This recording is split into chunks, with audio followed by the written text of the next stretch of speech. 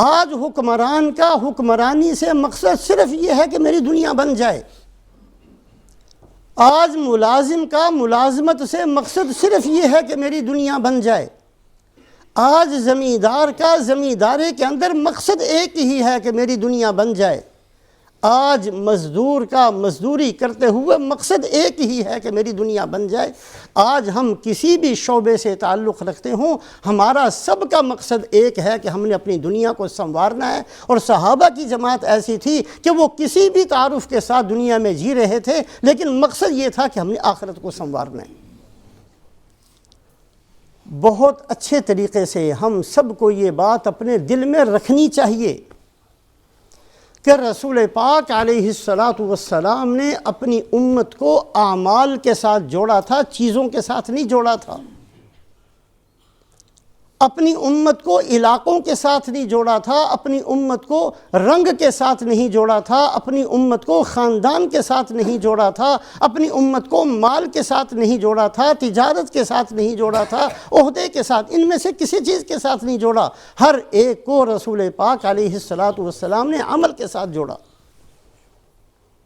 کہ ہم نے صبح سے شام تک اعمال کے ساتھ اپنی زندگی کو گزارنا ہے اور اپنی آخرت کو سنوارنا ہے. بہت مختصر طریقے سے 4 قسم کے حالات انسانوں پر آتے ہیں اور آتے رہیں گے قیامت تک، اور صحابہ کی زندگی ہمارے لیے نمونہ رہے گی، اور رسول پاک علیہ السلام کی مبارک تعلیمات ہمارے لیے مشعل راہ رہے گی. 4 طرح کے احوال ہم نے جو زندگی گزاری ہے ان میں سے کسی ایک حال کے ساتھ گزاری ہے. آئندہ جو بھی اس دنیا کے اندر آئے گا 4 میں سے ایک حال اس کے ساتھ رہے گا، لیکن اس کے اندر اس نے جڑنا اعمال کے ساتھ ہے. یہ اللہ کے نبی نے سکھایا، یہ صحابہ نے کر کے دکھایا. ایک حالت ہوتی ہے وسعت اور فراخی کی حالت. بہت اللہ مال دے دیں، مکانوں کی کمی نہ رہے، کپڑوں کی کمی نہ رہے، پیسوں کی کمی نہ رہے، زمینوں کی کمی نہ رہے، ہر خواہش پوری کی جا سکتی ہے، ہر مسئلہ حل کیا جا سکتا ہے، ڈھیر لگے ہوئے ہیں مالوں کے. وسعت اور فراخی کی حالت یہ ایک امت کے ساتھ قیامت تک رہے گی. بہت سارے بندے مالدار ہوتے ہیں، مالداری کے ساتھ زندگی گزارتے ہیں. مالدار ہونا کوئی بری بات نہیں ہے، لیکن مالدار ہوتے ہوئے اعمال کے ساتھ جڑنا یہ سکھایا اللہ کے نبی صلی اللہ علیہ وسلم نے. مالدار ہوتے ہوئے اعمال کے ساتھ جڑنا یہ سکھایا حضرت عبد الرحمن ابن عوف کی زندگی نے، یہ سکھایا حضرت عثمان غنی کی زندگی نے، یہ سکھایا بڑے بڑے صحابہ جو مالدار تھے ان کی زندگیوں نے. مالدار ہونا بری بات نہیں، مالدار ہوتے ہوئے اعمال کے ساتھ اپنے آپ کو جوڑنا، قرآن کے ساتھ جوڑنا، حدیث کے ساتھ جوڑنا، رسول پاک علیہ السلام کی غلامی کے ساتھ جوڑنا، صحابہ کی زندگی کے ساتھ جوڑنا، یہ ہے اصل. اللہ مال دے، اللہ کی نعمت ہے، شکر ادا کرنا چاہیے. تو ایک حالت ہوتی ہے وسعت اور فراخی کی حالت.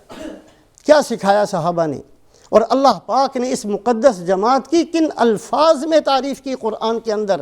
الذین ان مکناہم فی الارض اقاموا الصلاۃ وآتوا الزکاۃ وامروا بالمعروف ونہوا عن المنکر وللہ عاقبۃ الامور. یہ ایسے لوگ ہیں کہ اگر پوری دنیا کی حکمرانی ایک بندے کو دے دی جائے اس کی زندگی نہیں بدلے گی، اس کا لباس نہیں بدلے گا، وہ پوری زمین کی حکمرانی کرتے ہوئے اللہ کا غلام بن کر، اللہ کا بندہ بن کر جیے گا. یہ ایسے لوگ ہیں. ہماری حالت تو یہ ہے کہ چند ٹکے مل جائیں چربی آ جاتی ہے آنکھوں کے اوپر، چربی چڑھ جاتی ہے ہماری عقل کے اوپر. ہم بہت سارے رشتہ داروں کو پہچاننا چھوڑ دیتے ہیں، ہم اپنی پچھلی حالتوں کو بھول جاتے ہیں، ہم اپنے فقر اور فاقہ کی حالتوں کو بھول جاتے ہیں، ہم کنگال تھے یہ بھی چیزیں بھول جاتے ہیں، ہمارے دادا پردادوں کے پاس کچھ نہیں تھا، بھول جاتے ہیں. وسعت اور فراخی کی حالت کوئی بری حالت نہیں ہے، لیکن وسعت اور فراخی میں کرنا کیا ہے یہ صحابہ ہمیں سکھاتے ہیں، یہ اللہ کے نبی کی مبارک تعلیمات ہمیں سکھاتی ہیں. حضرت عمر رضی اللہ تعالیٰ عنہ 22 لاکھ مربع میل کے اکیلے حکمران. فارس میں نام آئے، حضرت عمر مدینہ میں ہیں، فارس میں نام آئے تو بادشاہ کانپنا شروع ہو جائیں، اور روم والوں کے سامنے نام لیا جائے تو روم والے کانپنا شروع ہو جائیں. کسی بھی حکمران کے سامنے عمر کا نام آئے تو وہ کانپنا شروع ہو جائے کہ کہیں وہ ہمارے اوپر آ کر مسلط نہ ہو جائیں۔ ایسا رعب، ایسا دبدبا، ایسی حکمرانی۔ خطبہ دے رہے ہیں، 17 پیوند لگے ہوئے ہیں کرتے کے اوپر، مسجد اقصی لشکر لے کر جا رہے ہیں۔ کسی صحابی نے کہہ دیا کہ آپ اپنا لباس بدل لیں، یہ عجم والے لوگ ہیں، یہ عرب نہیں ہیں، یہ لباس کو دیکھتے ہیں۔ تو کیا فرمایا؟ کُنَّا أَذَلَّ النَّاسِ فَأَعَزَّنَا اللَّهُ بِالْإِسْلَامِ۔ صحابہ سے کہا بھول گئے اتنی جلدی؟ ہم دنیا کے سب سے زیادہ گرے پڑے لوگ تھے، ہمیں عزت تو اسلام کی وجہ سے ملی ہے۔ اسلام چھوڑ کر کہاں جانا چاہتے ہو؟ تو حضرت عمر رضی اللہ تعالیٰ 22 لاکھ مربع میل کا اکیلا حکمران، پیوند لگے ہوئے ہیں، لباس نہیں بدلا۔ حضرت صدیق اکبر رضی اللہ تعالیٰ عنہ کو امیر المؤمنین بنایا گیا۔ یہ کوئی چھوٹی سی بات نہیں تھی، نبی کی جگہ پر کھڑا ہونا۔ ایک صحابی نے بھی آ کر مبارکباد نہیں دی۔ آج تو کوئی چھوٹے سے محلے کا ناظم بن جائے تو مصیبت پڑ جاتی ہے، دعوتیں شروع ہو جاتی ہیں۔ کوئی دعوت نہیں کی صدیق اکبر رضی اللہ تعالیٰ عنہ نے۔ امیر المؤمنین بنے ہیں تو رونا بڑھ گیا ہے، رات کی نیند کم ہو گئی ہے، لباس میں سادگی آ گئی ہے، کھانے میں فرق پڑ گیا ہے، کھانا کم ہو گیا ہے۔ جس گھر کے اندر کھانا پکا کرتا تھا اس میں ایک وقت کھانا پکنا ختم ہو گیا، اس لیے کہ امیر المؤمنین بن گئے ہیں، ذمہ داری بڑھ گئی ہے۔ یہ سکھایا ہے صحابہ نے۔ تو 4 طرح کے احوال امت مسلمہ پر قیامت تک آتے رہیں گے، لیکن ان احوال میں کرنا کیا ہے؟ بدقسمتی سے ہمارا تعارف جڑ گیا مال کے ساتھ، دنیا کے ساتھ۔ ہم میں سے کوئی ڈاکٹر بن گیا، ہم میں سے کوئی زمیندار بن گیا، ہم میں سے کوئی تاجر بن گیا، ہم میں سے کوئی مال والا بن گیا، ہم میں سے کوئی غریب بن گیا۔ ہم نے اپنا تعارف دنیا کی چیزوں کے ساتھ کروا دیا۔ مسلمان کا تعارف ان چیزوں سے نہیں ہوتا تھا۔ مسلمان کا تعارف تھا یہ مہاجرین میں سے ہے، یہ بدر والوں میں سے ہے، یہ احد والوں میں سے ہے، یہ انصار میں سے ہے، یہ خیبر والوں میں سے ہے، یہ شہداء کی اولاد میں سے ہے۔ یہ تعارف تھا صحابہ کا۔ تو وسعت اور فراخی کی حالت، کتنی ہی وسعت اللہ دے دیں، اللہ کا شکر ادا کرنا چاہیے، لیکن زندگی نہیں بدلنی چاہیے۔ اپنے دماغ پر چربی کو نہیں چڑھا لینا چاہیے، اپنی آنکھوں کو اندھا نہیں کر لینا چاہیے، اپنی سوچ کو نہیں بدل دینا چاہیے، اپنے لباس کو نہیں بدل دینا چاہیے۔ مسلمان بن کر جیسے پہلے جیتے تھے اسی طریقے سے اسلام کے اندر بڑھتے ہوئے جینا چاہیے۔ حضرت عمرو بن العاص رضی اللہ تعالیٰ عنہ ملک مصر کے فاتح ہیں، اور ملک مصر اس زمانے کے اندر بہت پرانی تہذیب تھی۔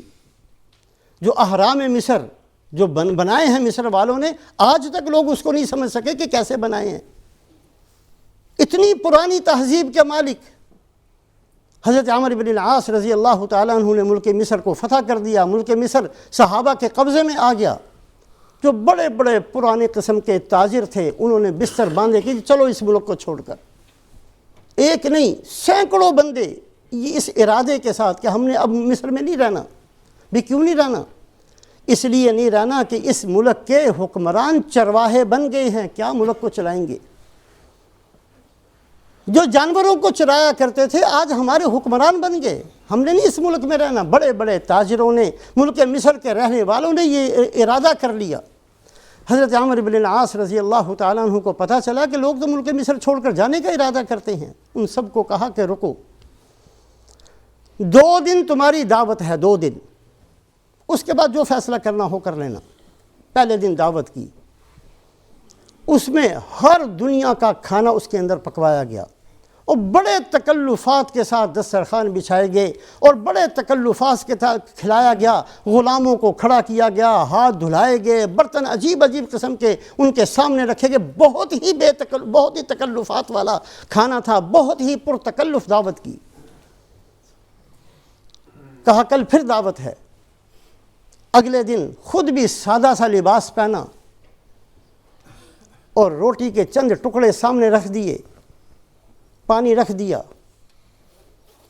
اور فرمانے لگے کہ ہمیں آتا سب کچھ ہے، جن تکلفات کو تم زندگی سمجھتے ہو ہمیں آتی ہے وہ ساری، تم سے زیادہ جانتے ہیں، لیکن ہمارا مقصد اپنی آخرت کو سنوارنا ہے، دنیا کے اندر اپنی زندگیوں کو برباد کرنا نہیں ہے۔ آتا سب کچھ ہے لیکن سب کچھ چھوڑ دیا، ہم نے اتباع کی ہے اپنے نبی کی، ہم نے حکم مانا ہے اپنے نبی کا۔ نبی کا حکم یہ تھا کن فی الدنیا کأنک غریب او عابر سبیل، دنیا میں ایسے رہو جیسے مسافر رہتا ہے، تم نے چلے جانا ہے، نہیں رہنا یہاں، تمہاری جگہ دنیا نہیں ہے، کن فی الدنیا کأنک غریب، مسافر بن کر رہو۔ اور خود فرمایا مالی ولی دنیا ما انا والدنیا الا کراکب استظل تحت شجرۃ ثم راح وترکها، میری اور دنیا کی مثال ایسے ہے، ایک مسافر نے سفر شروع کیا، تھک گیا، تھکتے ہوئے ایک درخت کے نیچے لیٹ گیا، تھکاوٹ دور ہوئی، اٹھا اور اس درخت کو چھوڑ کر چلا گیا۔ ہم نے دنیا میں تھوڑا سا ٹھہرنا ہے، مسافر ہیں۔ فرعون چلا گیا ہے دنیا چھوڑ کر، قارون خبیث چلا گیا ہے دنیا چھوڑ کر، بڑے خزانوں کا مالک تھا، ٹکا ساتھ نہیں گیا، بڑے بڑے دنیا کے شیاطین چلے گئے ہیں دنیا چھوڑ کر، دعویٰ تھا ان کا کہ ہم دنیا چلاتے ہیں، ہم نہیں ہوگا دنیا برباد ہو جائے گی، ہماری سیاست سے دنیا چلتی ہے، ہماری حکومت سے دنیا چلتی ہے، ہماری عقل سے دنیا چلتی ہے، بڑے بڑے بکواس کی لوگوں نے، سب بھاگ چلے گی دنیا سے، دنیا چل رہی ہے۔ کن فی الدنیا کا حضرت عمر بن العاص نے فرمایا آتا سب کچھ ہے لیکن ہم نے سب کچھ کو ٹھوکر مار دی ہے، اس لیے کہ ہمارے نبی نے جو سکھایا ہم اس پر عمل کرتے ہیں، اب تمہاری مرضی ہے، رہنا ہے رہو، نہیں رہنا ہے چلے جاؤ۔ کہا نہیں ہم سب رہیں گے، ہم تو سمجھے تھے تم لوگوں کو کچھ پتہ ہی نہیں ہے۔ تو وسعت اور فراخی کے اندر چار طرح کی حالتیں آئیں گی اس امت پر۔ وسعت اور فراخی کی حالت میں کہاں جانا ہے، کون سے راستے پر چلنا ہے، وسعت اور فراخی اللہ کی نعمت ہے، شکر ادا کرنا چاہیے، لیکن یہ نہیں کہ بے دین بن کر دنیا میں جینا شروع کر دو۔ چار پیسے مل گئے تو نمازوں کی چھٹی ہو گئی، دو پیسے مل گئے تو رشتہ داروں کو پہچاننا چھوڑ دیا، تھوڑا سا کچھ مل گیا آنکھوں پر چربی چڑھ گئی۔ یہ مسلمان کی زندگی نہیں ہے۔ مسلمان جتنا جتنا اللہ اس کی نعمتیں، اللہ اس پر نعمتیں کرتے ہیں، وہ اتنا ہی اللہ کا فرما بردار ہوا کرتا ہے۔ تو ایک حالت آئی ہے، آج بھی ہے، آتی بھی رہے گی، وسعت اور فراخی کی حالت۔